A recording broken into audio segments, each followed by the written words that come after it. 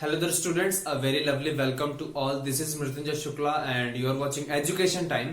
आज के वीडियो का टॉपिक है imperative in passive voice. मतलब पैसिव वॉइस में, एक्टिव एंड पैसिव वॉइस में हम लोग imperative sentences को कैसे उसको सॉल्व करेंगे.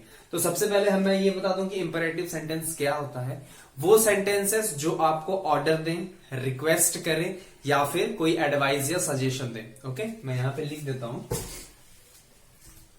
ऑर्डर रहेगा, ओके, ऑर्डर या कमांड आप जो भी कह सकते हो. एडवाइस या सजेशन रहेगा,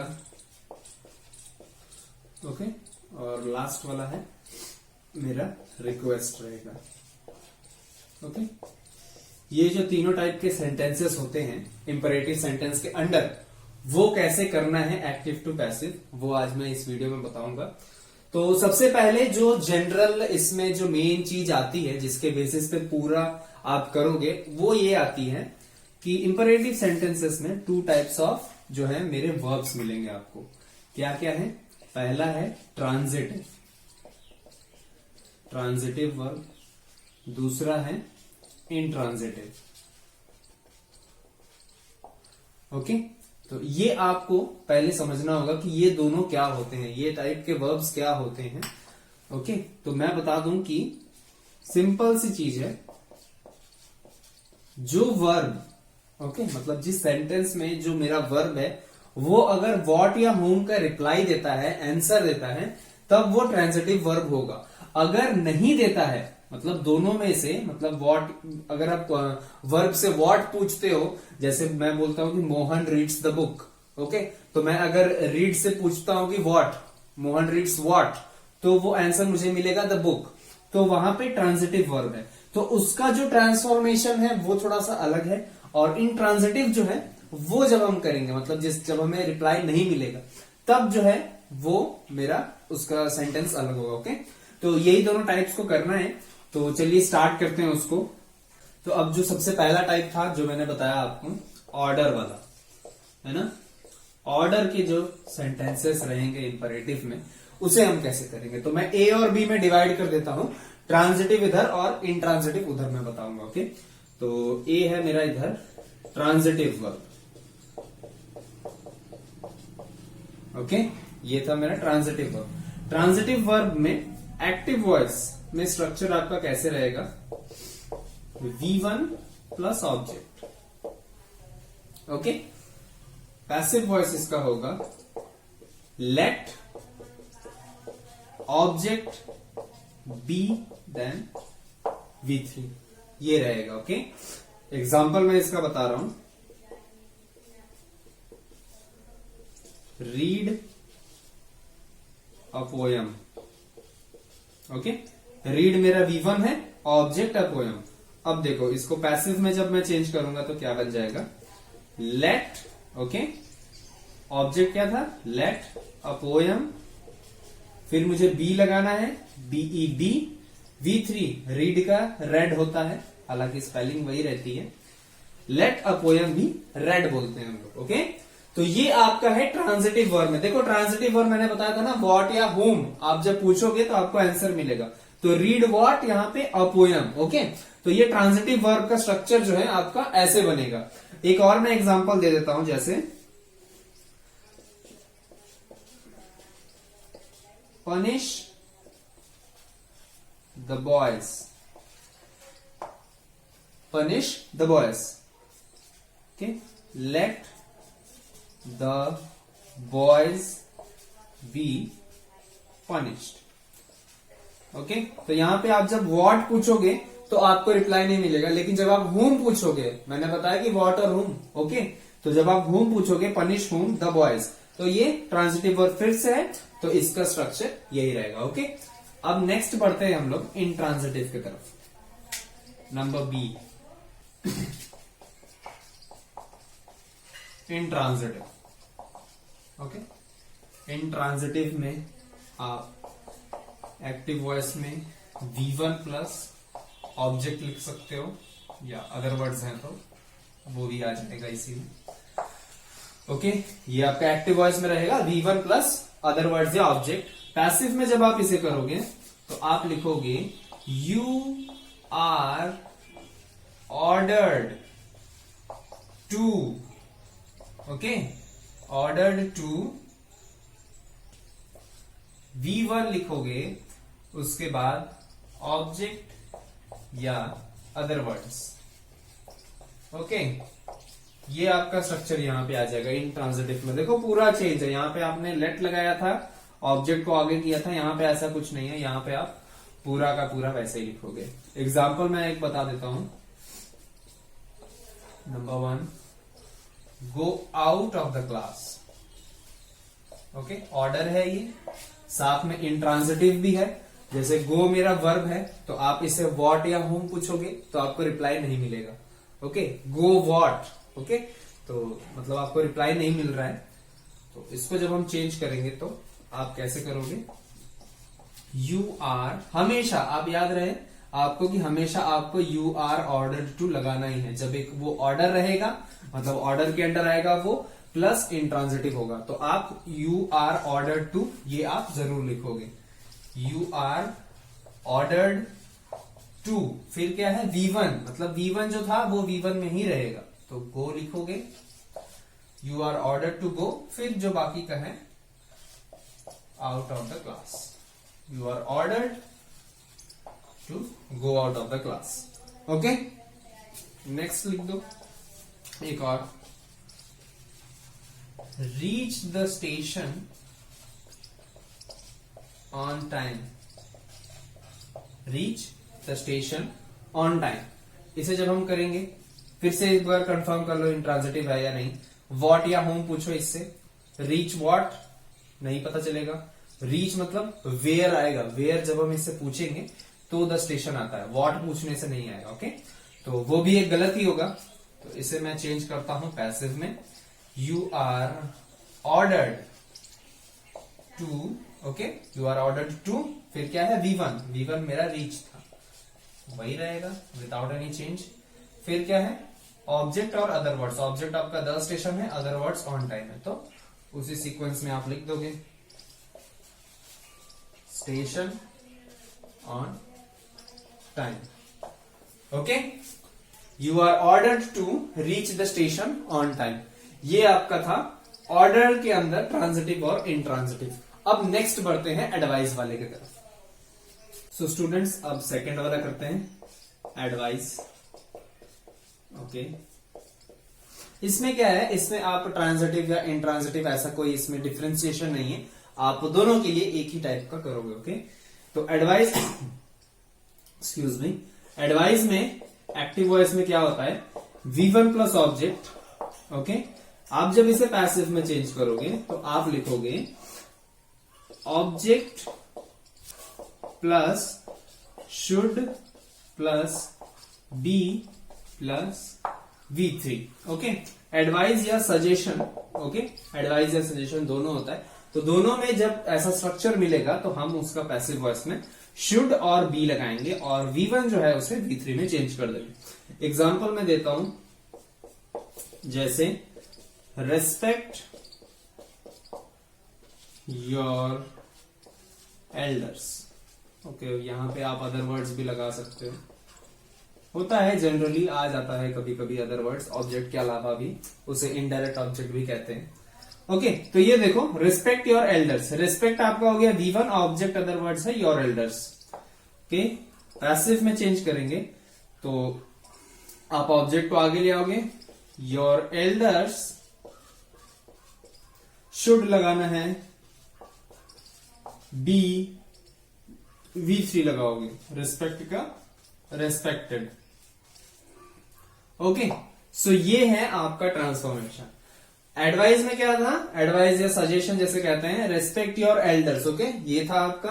तो जब आप इसे पैसिव में चेंज किए हो तो आपका ऑब्जेक्ट आगे आया है, योर एल्डर्स, फिर शुड बी लगाया है, फिर V1 जो था आपका रेस्पेक्ट, उसे पीछे भेज के V3 में चेंज कर दिया, ओके।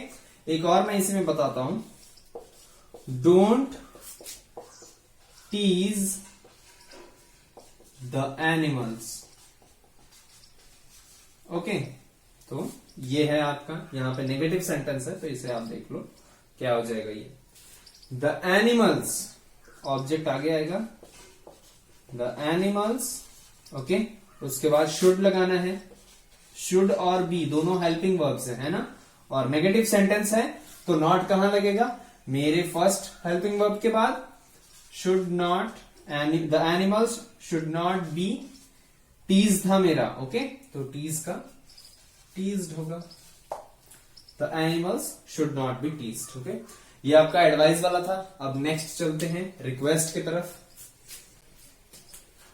ओके स्टूडेंट्स, नंबर 3 है मेरा रिक्वेस्ट वाला। ओके, तो रिक्वेस्ट में सभी जानते हैं प्लीज या काइंडली रहता है at the beginning of the sentence. तो एक्टिव वॉइस में वो मैं लिख देता हूं, प्लीज या काइंडली रहेगा, ओके, और V1 रहेगा साथ में, ऑब्जेक्ट या अदर वर्ड्स रहता है, ओके। ऑब्जेक्ट या other words in the sense, देखो अदर वर्ड्स यहाँ पे इनडायरेक्ट ऑब्जेक्ट को कहा जाता है, ओके।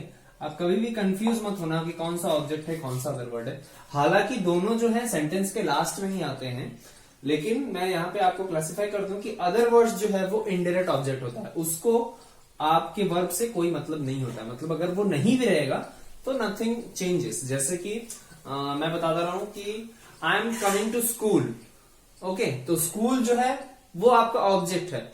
अगर मैं बोल दूं I am coming to school tomorrow, तो टुमारो जो है वो अदर वर्ड्स है। मतलब टुमारो अगर नहीं भी रहेगा तो मेरा जो मेन जो कहने का मीनिंग है वो क्लियर रहता है, ओके। सो ये यहाँ पे एक चीज है। अब इसे जब हम पैसिव में चेंज करेंगे, आपका स्ट्रक्चर क्या है, प्लीज या kindly plus V1 plus object plus object और अदर वर्ड्स। जब हम इसे पैसिव में चेंज करेंगे तो इसका स्ट्रक्चर हो जाएगा you are requested to, you are requested to plus V1 रहेगा, ऑब्जेक्ट रहेगा, अदर वर्ड्स, ओके। तो पैसिव में क्या है, you are requested to plus V1 object other words.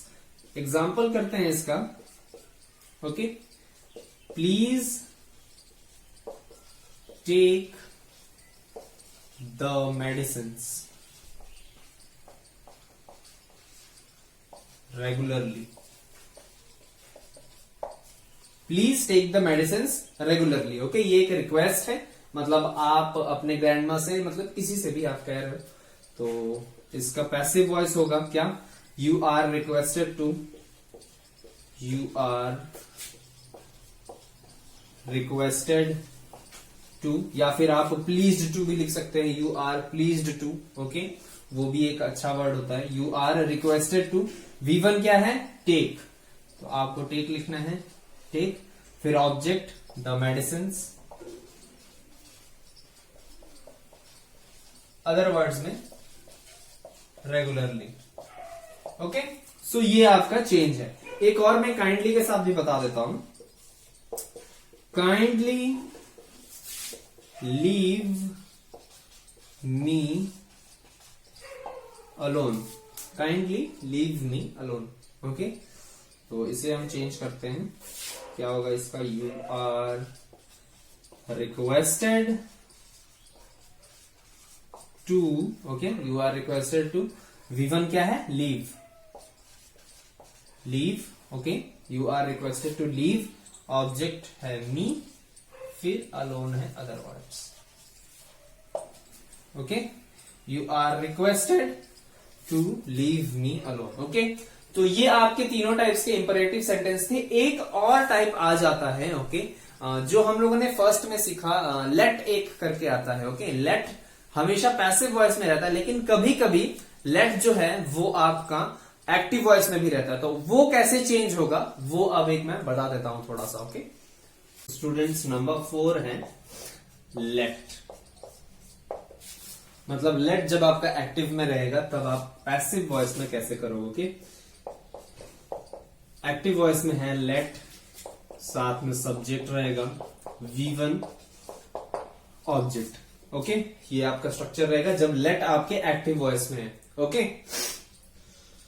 Passive voice में जब आप इसे चेंज करोगे तो आप लेट को आगे लिखोगे, फिर आप लिखोगे ऑब्जेक्ट, देन आप लिखोगे V3 बाय और सब्जेक्ट या उसका प्रोनाउन, ओके। तो ये जनरल वाला चेंज लग रहा है एकदम, कुछ खास इसमें है नहीं।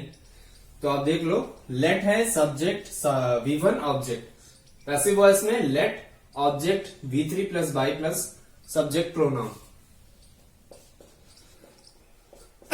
Excuse me. नंबर 1 देखते हैं इसे, let her cook the food. Okay, हाँ ये मैं बता दूं कि ये भी जो है ट्रांजिटिव और इंट्रांजिटिव में डिवाइडेड है। तो ये जो स्ट्रक्चर है ये ट्रांजिटिव के लिए है। ओके, तो late her cook the food, तो कुक से आप अगर व्हाट पूछते हो तो द फूड आपको रिप्लाई मिलता है, तो ये ट्रांजिटिव वर्ब है। पैसिव में जब आप इसे चेंज करोगे तो इसका आएगा लेट ऑब्जेक्ट में the food, let the food. Okay, there is a mistake, let the food object के बाद बी आता है यहां पे। Okay, let the food be. Okay, यहां पे बी मिस हो गया था, बी लिख दे रहा हूं मैं। यस, ऑब्जेक्ट है be then V3, let the food be then V3 क्या था V1 में, कुक, तो V3 होगा cooked. Okay, let the food be cooked by her. Okay, ये आपका है transformation, let her cook the food. Passive में let the food be cooked by her. एक और मैं इसका बता देता हूं, let the students study the chapter. Okay, let the students study the chapter. इसे चेंज करेंगे तो let the chapter be studied by the students. Okay, तो ये है आपका लेट। जब एक्टिव वॉइस में रहेगा तब इसका ट्रांजिटिव वर्ब वाला स्ट्रक्चर था ये। इंट्रांजिटिव की तरफ चलते हैं। इंट्रांजिटिव में थोड़ा सा लेंदी है ये वाला, इसका पैसिव वॉइस, ध्यान से देखना इसे। एक्टिव वॉइस में रहेगा, लेट रहेगा, सब्जेक्ट रहेगा, V1 रहेगा और अदर वर्ड्स रहेंगे, ध्यान रहे। ओके, तो इसका पैसिव वॉइस है it is suggested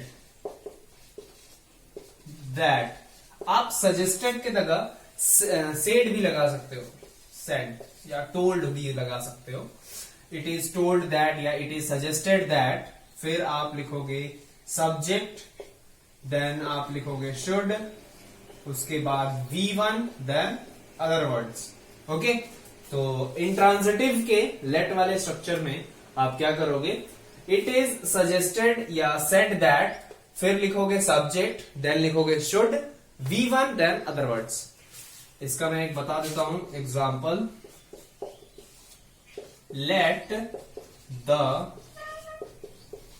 girls come in, let the girls come in. Okay, तो इसे हम एक बार चेक कर लेते हैं। व्हाट या होम पूछते हैं तो व्हाट जब हम पूछते हैं कम व्हाट तो वो भी नहीं मिलेगा, और होम पूछते हैं तो वो भी नहीं मिलेगा। ओके, तो ये कंफर्म हो गया कि ये इंट्रांजिटिव है।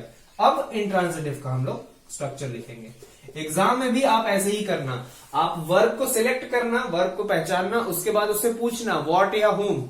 अगर व्हाट या होम में से किसी का रिप्लाई मिलता है मतलब वो ट्रांजिटिव है, तब आपको ट्रांजिटिव वाला स्ट्रक्चर करना है। देखो कितना डिफरेंस है, ट्रांजिटिव में लेट ही आता है सामने। ओके, बट इंट्रांजिटिव जहां पे है वहां पे पूरा स्ट्रक्चर चेंज हो जाता है। तो ये चीज आपको ध्यान देना है कि एग्जाम में आप इससे कंफ्यूज ना हो। आप अपने वर्ब को खोजोगे, उससे व्हाट या होम क्वेश्चन करोगे, अगर इसका रिप्लाई मिलता है तब वो ट्रांजिटिव है, अगर नहीं मिलता है तब वो इंट्रांजिटिव है। ओके, तो ये आप समझ लो। अब मैं इसे चेंज करता हूं, it is suggested that, okay, it is suggested that the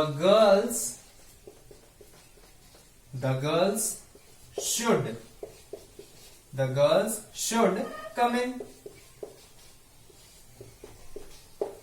Okay, it is suggested that the girls should come in. Okay, तो ये था आपका पूरा इंपरेटिव सेंटेंसेस का एक्टिव एंड पैसिव वॉइस का वीडियो। आपको अगर दूसरे वीडियोस देखने हैं इसी प्लेलिस्ट के, मतलब एक्टिव एंड पैसिव वॉइस के, तो आप जा सकते हो डिस्क्रिप्शन में, प्लेलिस्ट का पूरा लिंक है। आप पूरा लाइक करिएगा, चैनल पे नए आए हैं तो सब्सक्राइब करिएगा। Thank you everybody for watching the video.